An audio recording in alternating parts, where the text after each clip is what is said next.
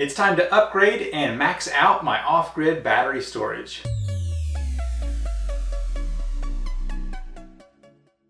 This is the Big Battery Ethos from Signature Solar. It's a lithium iron phosphate whole house battery that is stackable.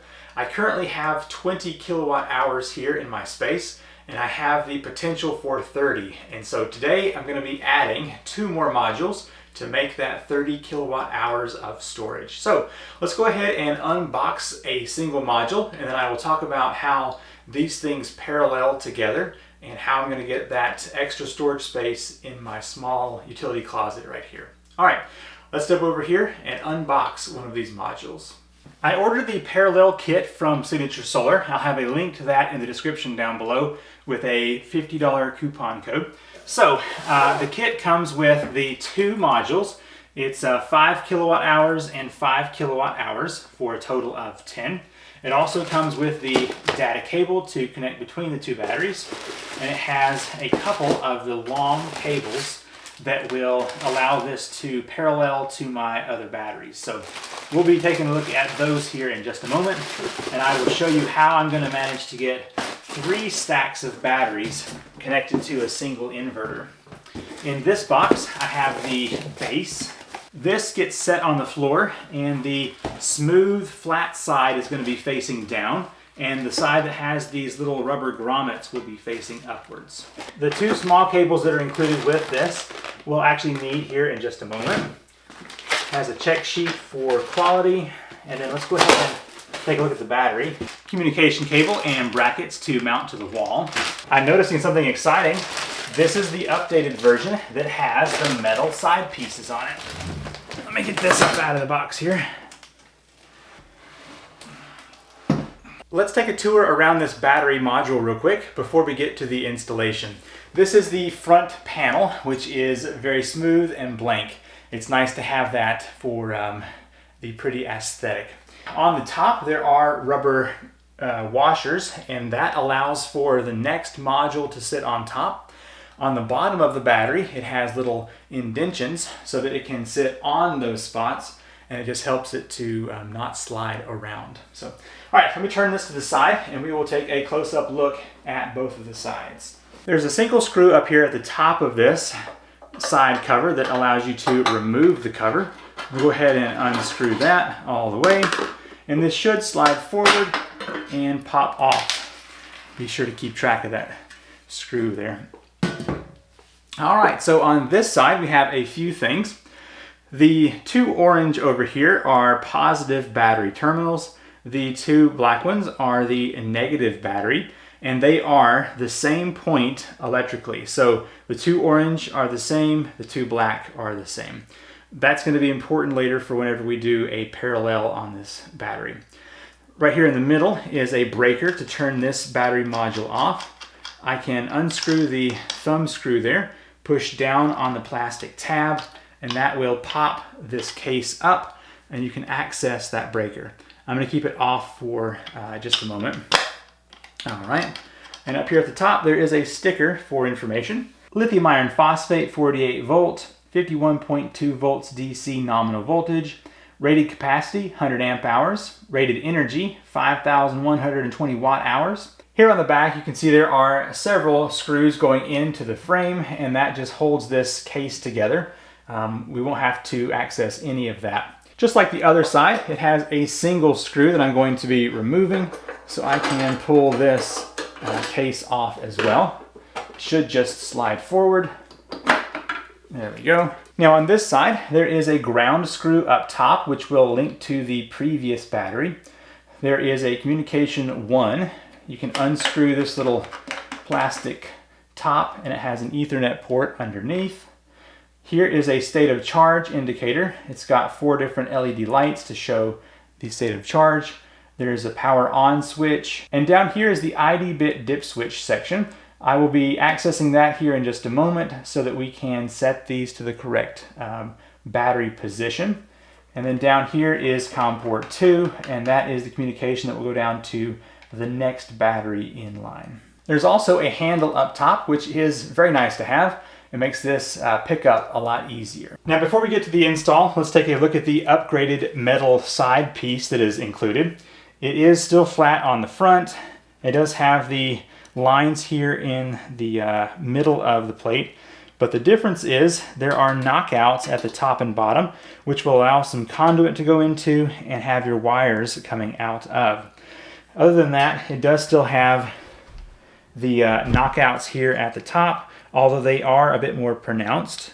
So they are a bit bigger for more cable pass through. I have very limited space here in my utility closet. I've got 2 units over here, 2 units over here with the control box on top.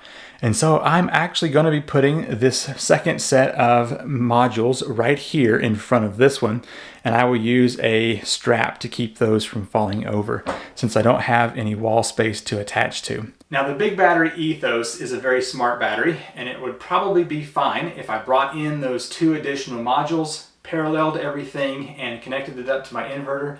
It would probably allow it to charge as it needs to up to 100%. However, I want to be on the safe side, and I'm going to let my current 20 kilowatt hours of battery reach 100% charge, and then I will disconnect those, plug up the new battery modules, charge those up to 100%, and then once they're all full, connect them all together. So that's what I'm going to do real quick. But first, let's go ahead and bring the battery modules in here, set them up, and get them ready to be swapped over. If you look closely at the base, the little rubber grommets are closer to one side than the other. The spot that has the most distance needs to go to the back. So I'm going to place this right here for now, and the battery module will go on top of that. All right, I've got the first battery module right here. I'm going to pick this up and put it on the base.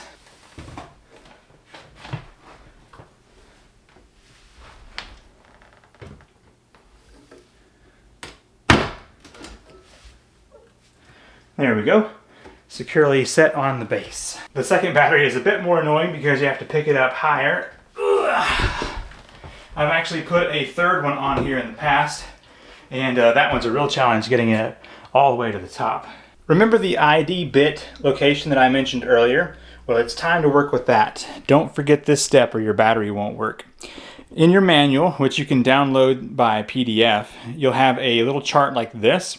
And it shows that ID bit number 1 has dipstick 4 all the way to the top, and the other 3 are down. Number 2 has the number 3 pin up, and all the others are down. So for right now, that's the configuration I want these 2 batteries to be in. Now in just a bit, whenever we connect all of these together, we're going to have to use all of these bits up till number 6. So we will get those all set here in just a moment. All right, I'm gonna go ahead and remove this little cover all the way. All right, so I'm gonna make this one the number 1 battery by moving the dipstick 4 all the way up. Now down here I've got communication port number 2, and then I've got communication port number 1 on the next battery down. I'm going to stick this short cable between the handle.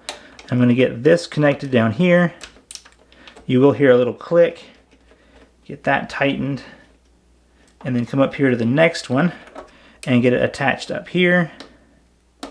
Next, I'm going to access communication port number 1. And I've got a much longer cable. This is going to go over to the Ethos control box. So it will basically tell the control box what the battery state of charge is and how it needs to be charged up from there. So that will go over to the control box. Now if I move over here to this side of the battery, it's time to get the cables ready to attach to my control box and my inverter. So I'm going to pop off these 4 caps here, and those are going to accept the short cable that comes with the parallel kit. So I simply just put it underneath the handle here, and I snap it into position. It usually goes in there pretty quick and easy. So do that. So the black one goes to the negative side. This orange and red cable goes here on the positive side. And they've got these cables at the perfect length to attach there. Now, if you look, there is a set up here at the top the positive and the negative, and there's also one at the bottom. These both need to have the long cables to reach all the way over to the control box. So I'm gonna just get this through the handle here and attach right there. And then one down here as well. And then likewise down at the bottom.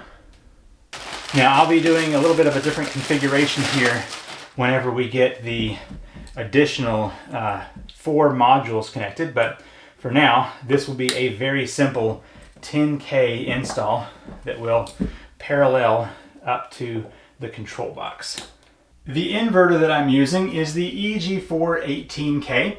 It's currently connected to 9K of solar, and we've got 4,000 watts coming in. Currently, battery is at 87%. So when this says 100% right here, we will turn the system off and then just focus on charging this 10K right here. Now, from what I've seen in the past, they ship anywhere from about 50% to 75%, so it shouldn't take all that long for this to charge up on my solar. It's early morning and there's still some shade on my panels, but when this kicks in here in just a moment, we'll see somewhere around 8,000 watts coming into this inverter, and it will charge this battery up real quick.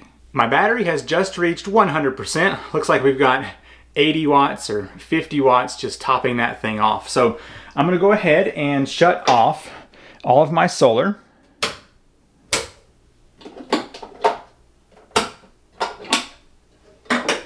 All right, and now I'm going to go through the shutdown process on my inverter.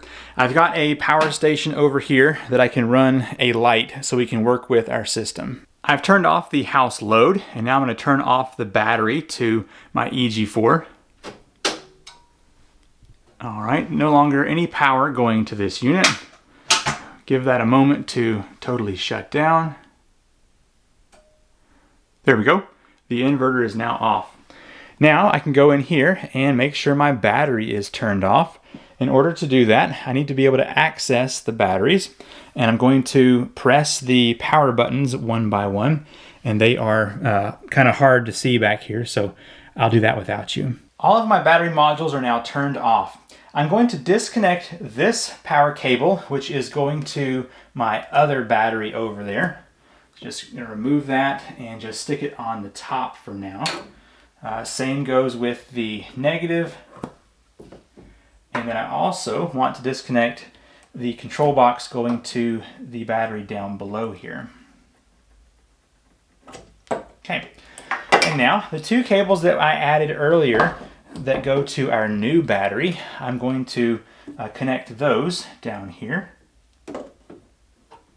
Like I said, it's the same point electrically on the black and the orange, so don't worry if you use the top or bottom for the top or bottom cable.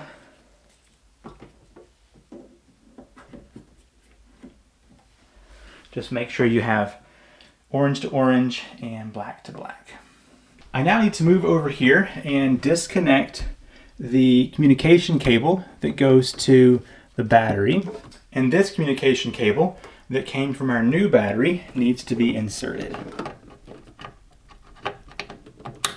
Now our battery can connect to the Ethos and talk to the inverter. Stepping over here, I'm going to use the thumb screws to open up the breakers. And I'm going to turn those breakers on. Now the last step on the batteries, which again is hard to see, I'm going to press that power button on both the batteries. And now we should see the display of the big battery turn on the control box. 55% is where it currently stands. I'm going to open up my inverter once again and turn on the battery breaker.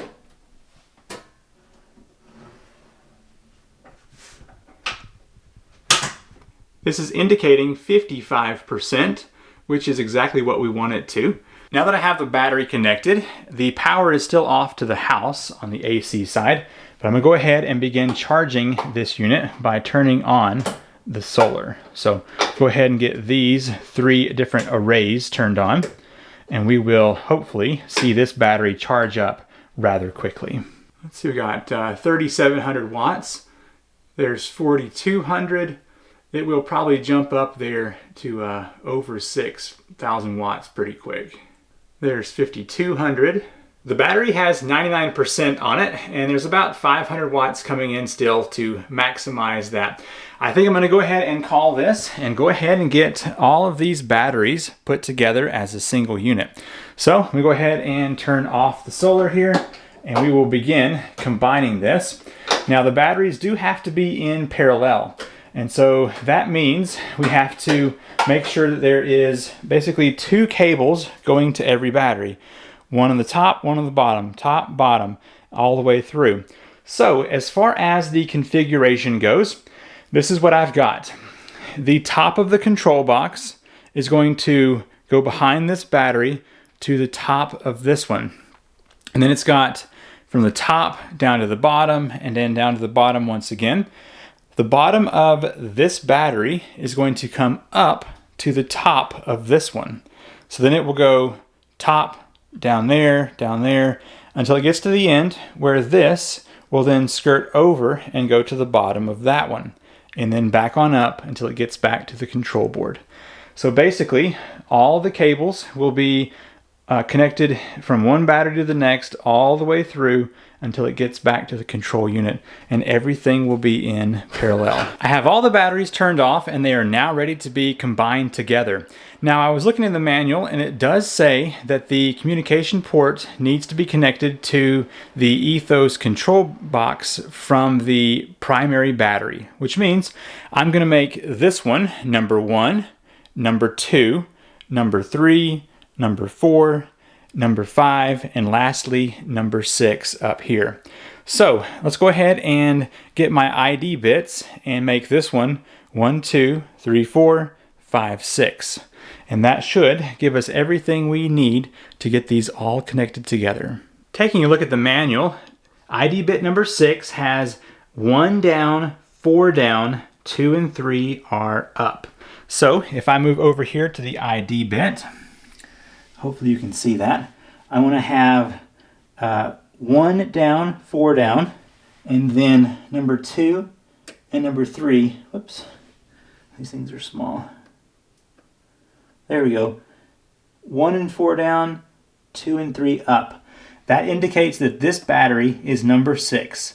Let me move down to the next one and make that 5, and then I will continue that trend all the way back till the battery in there, which is number 1. I now have all of the ID bits set. With that done, it's time to now connect the power cables and also the communication cables. So what I want to do is basically go in line here. So control box talks to battery 1 talks to 2, 2 needs to talk to 3, which is the bottom one down here. So I've got this cable right here, and so that is going to connect to the bottom down here. So I need to unscrew this and then get this communication cable stuck in here, and then make sure I get that threaded on properly. There we go. Now 3 talks to 4. Now 4 needs to talk to 5. And so I've got this cable right here coming off the top, and that needs to go down to the bottom one all the way over here. And I'm going to want this to look pretty, so I'm going to go down here, and hopefully we'll be able to reach from this battery all the way down and under and over here to this one. So let me see if I can do that real quick. Let me move this battery into position. Okay, I will slide it a little further over here in just a moment, but this needs to go behind the battery and connect down there to the bottom.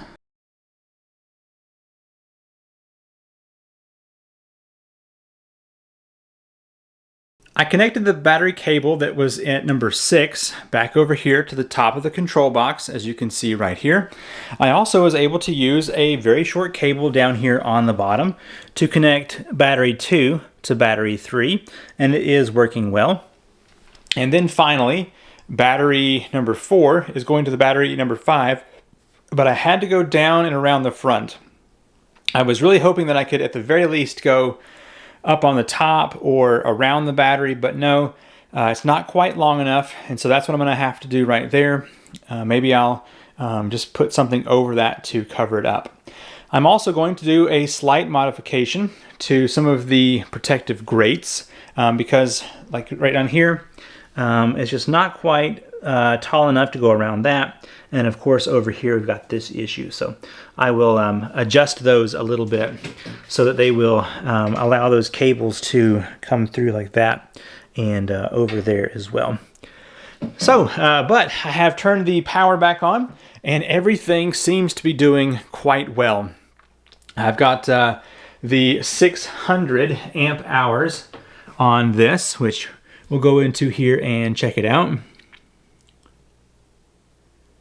As you can see right there, 600 amp hours for the capacity. And if I go up here to the inverter, let's go into the menu here, 100% full. If I go into the charts here to the battery, you can see right here 600 amp hours. So it is showing up as it needs to right there. I do still have a few things that I want to do to finalize this install, like put the covers on here, but I will do that without you. So I now have 30 kilowatt hours of battery storage here for my off-grid system. This will hopefully allow me to run things like my hybrid mini split from my inverter, especially overnight. And hopefully I will have enough storage that I won't have to turn on the grid to charge this up ever again. So we'll see. I did get this extra kit right here from Signature Solar. I will have a link to that in the description down below, as well as a coupon code to get you $50 off of this system. I hope you've enjoyed the video. If you have, hit that thumbs up button and make sure you are subscribed to the channel for more content just like this. Thanks for watching, and I'll see you in the next video.